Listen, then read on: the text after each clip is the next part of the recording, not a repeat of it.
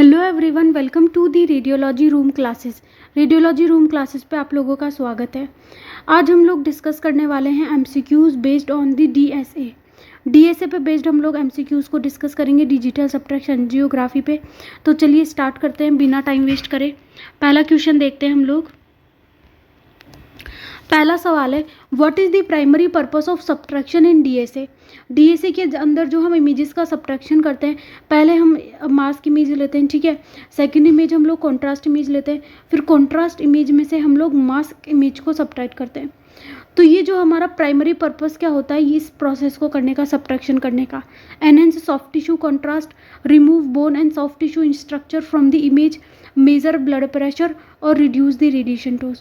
तो सब्ट्रैक्शन का जो हमारा प्राइमरी पर्पस होता है वो होता है कि जो हमारे बोन्स हैं, सॉफ्ट टिश्यूज़ हैं, ठीक है, वेसल्स के जो हमारे सराउंडिंग स्ट्रक्चर्स हैं, ठीक है, उनको क्या कर सके हम लोग, रिमूव कर सके। इसलिए हम क्या करते हैं, सब्ट्रैक्शन करते हैं। तो इसका आंसर क्या होगा हमारा, ऑप्शन बी। इस क्वेश्चन का आंसर होगा हमारा option B, to remove the bone and soft tissues from the image. Next question पे चलते हैं हम लोग। DSA is most commonly use to visualise. DSA कौन से पार्ट को मोस्ट कॉमनली विजुअलाइज करने के लिए परफॉर्म करते हैं, मसल, एयरवेज, ब्लड वेसल्स और बोन्स। डिजिटल सब्ट्रैक्शन एंजियोग्राफी जो होती है उसको हम लोग ब्लड वेसल्स को विजुअलाइज करने के लिए मोस्ट कॉमनली परफॉर्म करते हैं। वर्ड के अंदर ही आ रहा है हमारा एंजियोग्राफी, और एंजियोग्राफी का मतलब क्या होता है, ब्लड वेसल्स की इमेजिंग, ठीक है। तो इसीलिए हम इसको किसके लिए परफॉर्म करते हैं, ब्लड वेसल्स के लिए। अगले सवाल पे चलते हैं हम लोग। What is the primary basic principle of DSA. DSA का बेसिक प्रिंसिपल क्या होता है, high frequency sound waves, subtraction of pre and post contrast images, gamma radiation और दी फ्लोरोसेंस। डीएसए के अंदर हम लोग क्या करते हैं, पहले हम लोग लेते हैं मास्क इमेज, ठीक है। हम लोग क्या लेते हैं, मास्क इमेज, जिसके अंदर हमारी वेसल और हमारे जो साउंडिंग स्ट्रक्चर्स होते हैं दोनों हमें अपीयर होते हैं। दूसरी इमेज हम लेते हैं वेसल्स की, जिसके अंदर हम लोग क्या करते हैं, कॉन्ट्रास्ट को डाल देते हैं, ठीक है।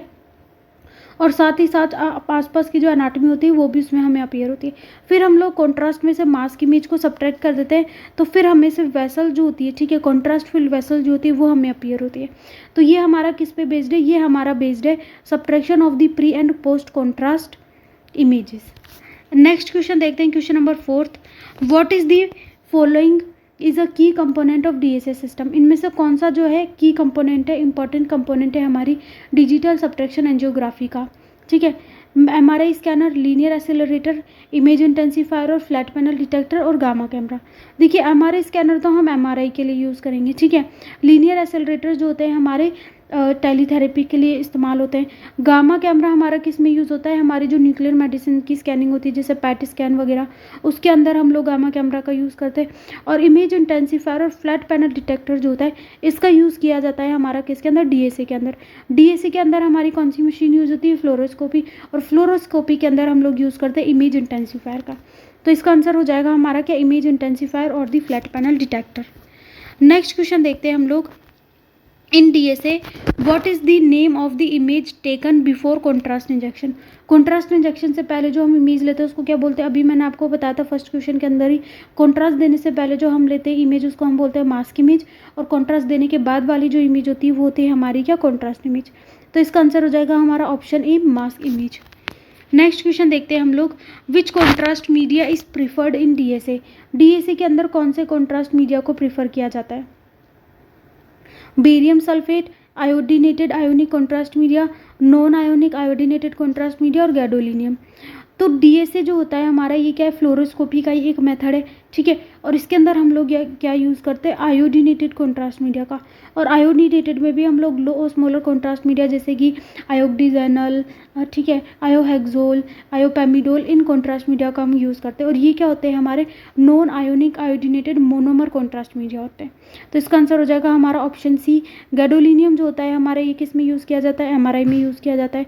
बेरियम सल्फेट जो होता है हमारी गैस्ट्रोइंटेस्टाइनल ट्रैक्ट की जो स्पेशल इन्वेस्टिगेशंस होती है उसके अंदर हम लोग यूज़ करते हैं क्या, बेरियम सल्फेट का।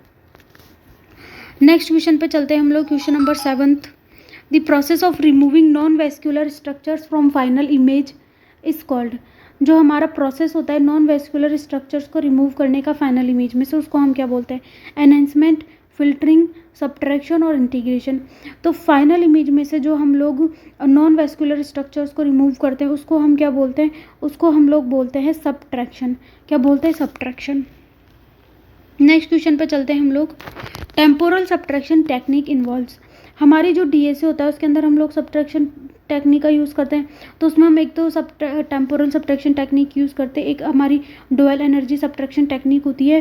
तो जो सब्ट्रैक्शन टेक्निक जो है हमारी टेम्पोरल सब्ट्रैक्शन, इसके अंदर हम क्या करते हैं, subtracting two images at different times, subtracting images from two energies, subtracting images from CT and MRI और रियल टाइम सब्ट्रैक्शन। तो टेम्पोरल सब्ट्रैक्शन टेक्निक के अंदर हमारा क्या होता है, सब्ट्रैक्शन टेक्निक के अंदर हम दो इमेजेस जो होती है, दो इमेजेस जो ली जाती है हमारी डिफरेंट टाइम्स पे, उनको हम क्या कर रहे होते हैं, सब्ट्रैक्ट कर रहे होते हैं। एक तो हम लोग ले रहे होते हैं मास्क इमेज, एक हम ले रहे होते हैं कॉन्ट्रास्ट इंजेक्शन करने के बाद कॉन्ट्रास्ट इमेज। तो उसमें क्या कर रहे हैं अपन, दो इमेजेस को क्या कर रहे हैं, सब्ट्रैक्ट कर रहे हैं, ठीक है, डिफरेंट टाइम्स पे। तो ये होता है हमारा किसके अंदर, टेम्पोरल सब्ट्रैक्शन टेक्निक के अंदर। अगले सवाल पे चलते हैं, क्वेश्चन नंबर 9 पे। Dual energy subtraction uses, dual energy subtraction जो होता है वो कौन सी टेक्निक का यूज़ करता है, डिफरेंट टाइम इंटरवल का, टू कॉन्ट्रास्ट एजेंट्स का, टू डिफरेंट एक्सरे एनर्जीज का, या फिर अल्ट्रासाउंड और एक्सरे का। तो डुअल एनर्जी सब्ट्रैक्शन टेक्निक जो होती है हमारी, उसके अंदर हम लोग टू डिफरेंट एनर्जीज का यूज़ करते हैं, ठीक है। एक तो होती है हमारी लो एनर्जी और एक होती है हमारी हाई एनर्जी, ठीक है। एक बार हम लो एनर्जी पे एक्सपोज करते हैं, एक बार हम हाई एनर्जी पे एक्सपोज करते हैं, और जो दो हम इमेजेस लेते हैं उन दोनों को क्या करते हैं, सब्ट्रैक्ट करते हैं, और उसके बाद हमारी सब्ट्रैक्शन के बाद फाइनल इमेज आती है, ठीक है। तो इसके अंदर हम लोग क्या कर रहे हैं, इसके अंदर हम लोग टू डिफरेंट एनर्जीज पे क्या कर रहे हैं, एक्सपोज कर रहे हैं। तो इसका आंसर हो जाएगा हमारा two different x-ray energies. Next question देखते हैं, question number 10th। The most common complication of DSA, DSA का हमारा मोस्ट कॉमन कॉम्प्लिकेशन क्या होता है, fracture, contrast reaction, hearing loss और माइलोपैथी। तो हमारा जो मोस्ट कॉमन कॉम्प्लिकेशन होता है डीएसए का, डिजिटल सब्ट्रैक्शन एंजियोग्राफी परफॉर्म करने के बाद जो हमें नॉर्मल कॉम्प्लिकेशन देखने को मिलता है वो होता है हमारा कॉन्ट्रास्ट रिएक्शन। क्योंकि जब हम डीएसए को परफॉर्म करते हैं तो हम क्या कर रहे हैं, कॉन्ट्रास्ट को क्या कर रहे हैं, इंट्रोड्यूस कर रहे हैं पेशेंट के अंदर, ठीक है, वेसल्स के अंदर। तो उसकी वजह से हमें क्या देखने को मिल सकता है, हमें कॉन्ट्रास्ट रिएक्शन देखने को मिल सकती है। तो इसका आंसर हो जाएगा हमारा क्या, कॉन्ट्रास्ट रिएक्शन। नेक्स्ट क्वेश्चन पे चलते हैं, question number 11th। What is the benefit of pulsed fluoroscopy in DSA, pulsed fluoroscopy का क्या बेनिफिट होता है डीएसए में। सबसे पहले तो समझते हैं कि पल्स्ड फ्लोरोस्कोपी का मतलब क्या होता है। पल्स्ड फ्लोरोस्कोपी का मतलब है कि कंटिन्यूस एक्सरेज हम लोग नहीं दे रहे, ठीक है, पेशेंट को हम लोग पल्सिस की फॉर्म में जो है अपनी एक्सरेज दे रहे हैं। तो इससे क्या होता है कि अमाउंट ऑफ रेडिएशन जो होती है, जो पेशेंट को लगती है, वो क्या हो जाती है, हमारी रिड्यूस हो जाती है। इसीलिए हम इसको क्या बोलते हैं, पल्स फ्लोरोस्कोपी को हम लोग इसीलिए इंटरमिटेंट फ्लोरोस्कोपी भी बोलते हैं, क्योंकि इसके अंदर हम लोग कंटिन्यूअस एक्सरेज नहीं दे रहे। तो इसका हमारा क्या फ़ायदा होता है, इंक्रीज़ कर देती है नॉइज़ को, रिड्यूस कर देती है टेम्पोरल रेजोल्यूशन को, रिड्यूसेस रेडिएशन डोज और इंक्रीजेज रेडिएशन डोज। तो पल्स फ्लोरोस्कोपी का फ़ायदा होता है हमारा कि ये क्या कर देती है, रेडिएशन डोज जो होती है उसको रिड्यूस कर देती है। डीएसए के अलावा अगर हम और कहीं पे भी इसको यूज़ करेंगे तो वहाँ पे भी हमारा इसका यही बेनिफिट होगा। अगला सवाल देखते हैं, question number 12th। Catheters used in DSA are typically made from, catheters जो डीएसए में हम लोग यूज़ करते हैं कॉन्ट्रास्ट मीडिया को इंट्रोड्यूस करने के लिए, ये किसके बने होते हैं, पीवीसी के, ग्लास के, पॉलीयूरीथेन और टेफ्लॉन के, या फिर रबर के। तो कैथेटर जो हम यूज़ करते हैं, ठीक है, वो यूजुअली या तो पॉलीयूरीथेन के, टेफ्लॉन के, या फिर हमारे किसके बने होते हैं, सिलिकॉन के बने होते हैं, ठीक है। अलग अलग टाइप के कैथेटर्स होते हैं हमारे पास, पिगटेल कैथेटर हो गया, कोबरा कैथेटर हो गया, जगकिंस कैथेटर हो गया, माइक्रो कैथेटर हो गया, ड्रेनेज कैथेटर्स, ये हमारे पास अलग अलग तरह के कैथेटर्स होते हैं। अलग अलग एंजियोग्राफी के लिए हम अलग अलग कैथेटर्स का यूज़ करते हैं। और कैथेटर्स की यूनिट क्या होती है, हमारी डायमीटर को मेज़र करने की, वो होती है हमारी फ्रेंच। एक फ्रेंच जो होता है हमारा इक्विवेलेंट होता है किसके, 1/3 mm के, ठीक है, मतलब कि 3 फ्रेंच जो होता है हमारा 1 mm के इक्विवेलेंट होता है। तो ये था हमारा कैथेटर के बारे में। तो इसका आंसर क्या हो जाएगा हमारा, पॉलीयूरीथेन, टेफ्लॉन या फिर सिलिकॉन के बने होते हैं। नेक्स्ट क्वेश्चन देखते हैं, क्वेश्चन नंबर 13।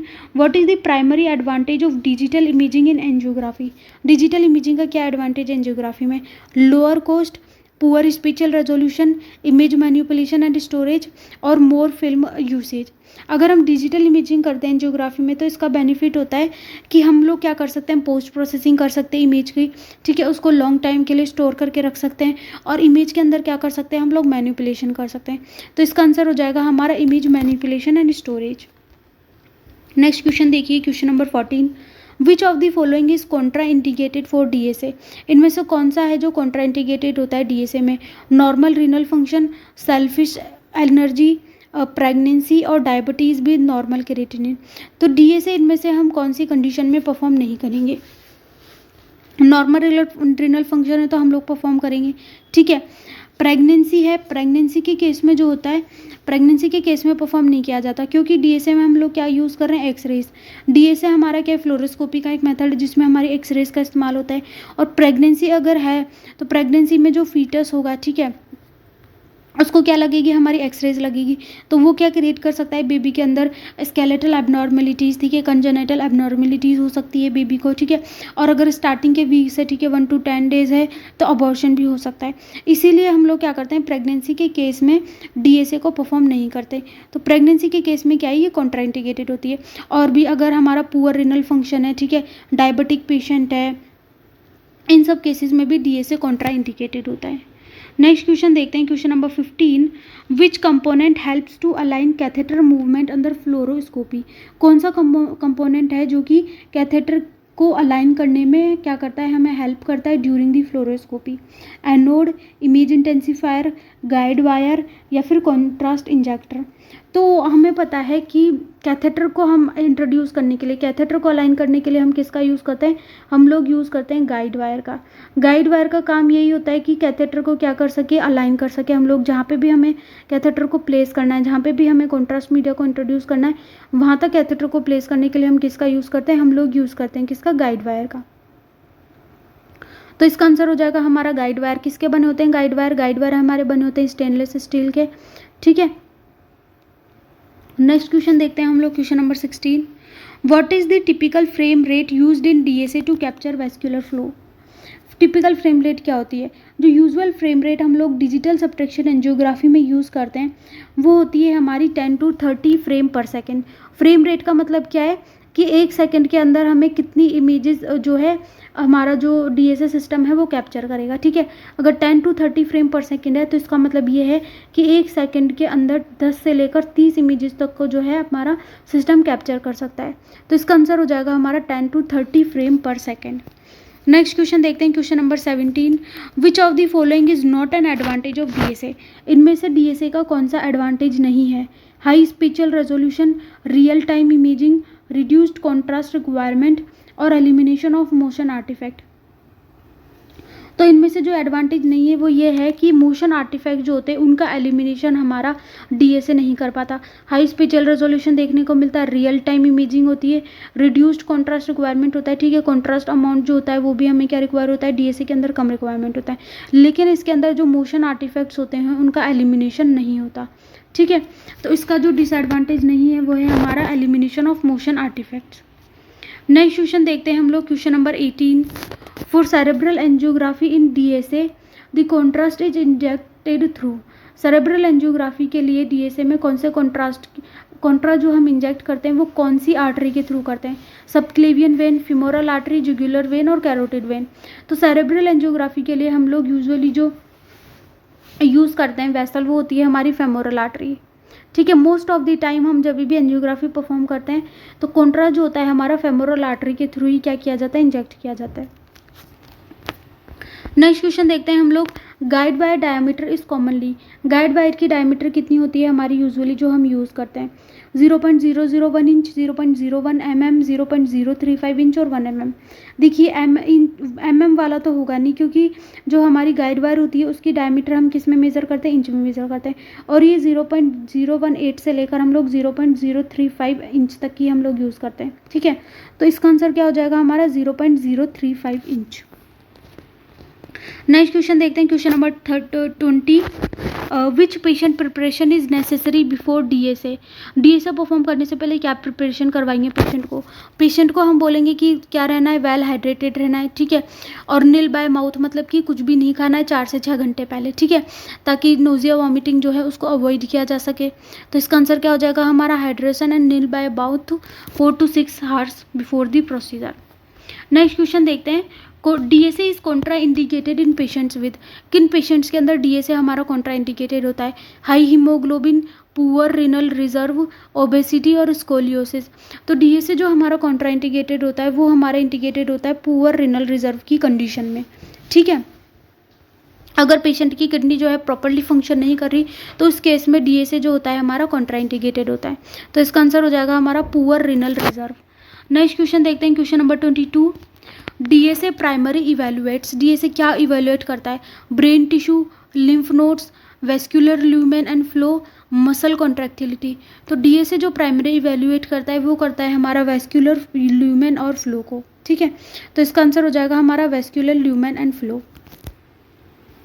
नेक्स्ट क्वेश्चन देखिए, one major disadvantage of DSA, DSA को परफॉर्म करने का सबसे मेजर डिसएडवांटेज क्या है? इन ऑप्शंस में से कॉन्ट्रास्ट मीडिया रिक्वायर्ड होता है, वेरी फास्ट प्रोसीजर है, नॉन इन्वेसिव है या फिर पोर्टेबल है? तो जो मेजर डिसएडवांटेज है हमारा डीएसए का, ठीक है, इन ऑप्शंस में से इसका आंसर आपको करना है कमेंट बॉक्स में, ठीक है। इसका आंसर आपको किस में देना है? कमेंट बॉक्स में। अगला सवाल देखते हैं हम लोग, क्वेश्चन नंबर 24 देखते हैं हम लोग। During DSA which method improves visualisation of moving blood vessels, इनमें से कौन सा मेथड है जो कि मूविंग ब्लड वेसल्स के विजुअलाइजेशन को इम्प्रूव करता है? Edge enhancement, time delay, fluoroscopic road map और लेटरल कंप्रेशन। तो देखिए एज एनहेंसमेंट तो नहीं होगा, क्योंकि एज एनहेंसमेंट क्या करता है कि जो भी हमारे क्या होते हैं, मतलब कि पार्ट्स होते हैं, ठीक है, या वेसल की जो हमारा एज है, ठीक है, बोन की जो एज है उनको क्या कर देता है, उनकी पिक्सल की ब्राइटनेस जो होता है उसको इंक्रीज़ कर देता है टाइम एनहेंसमेंट। तो टाइम डिले भी हमारा नहीं होता, ठीक है, ये भी हमारा इंप्रूव नहीं करेगा मूविंग ब्लड की विजुअलाइजेशन को। लेटरल कंप्रेशन से भी कोई विजुअलाइजेशन हमारा इंप्रूव नहीं होगा मूविंग ब्लड का। तो जो हमारा इंप्रूव करता है विजुअलाइजेशन मूविंग ब्लड का वो होता है हमारा क्या? फ्लोरोस्कोपिक रोड मैप, ठीक है।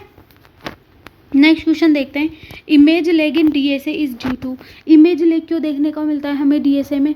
हाई स्पीड एक्सपोजर की वजह से, पेशेंट मूवमेंट की वजह से, memory effect of image intensifier और एयर बबल्स। तो इमेज लेग जो हमें देखने को मिलता है डीएसए के अंदर वो देखने को मिलता है memory effect of image intensifier.